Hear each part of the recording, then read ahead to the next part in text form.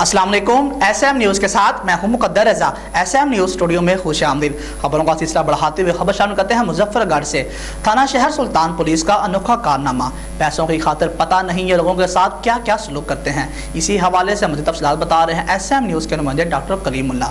जी कलीमुल्लाह, बताइएगा क्या तफसीलात हैं आपके पास? जी, थाना शहर सुल्तान पुलिस का अनोखा कारनामा। पैसों की खातिर पता नहीं ये लोगों के साथ क्या सलूक करते हैं।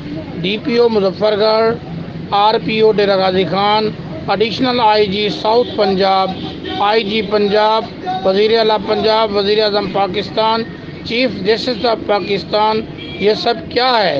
इसको कानून कहते हैं या आवाम के साथ सरासर ज़्यादती है। गुज़श्ता रात एक आदमी जिसका नाम मोहम्मद बिलाल बल्ला है, सऊदी अरब से पाकिस्तान आता है।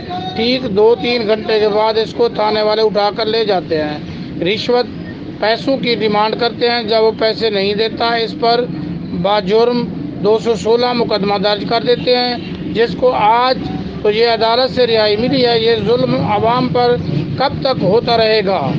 रिपोर्ट डॉक्टर मोहम्मद कलीमुल्लाह फारूक की। बहुत शुक्रिया कलीमा तफसीलात से आगाह करने के लिए। अब तक के लिए इतना ही। मज़ीद खबरों के लिए देखते रहिए SM न्यूज़।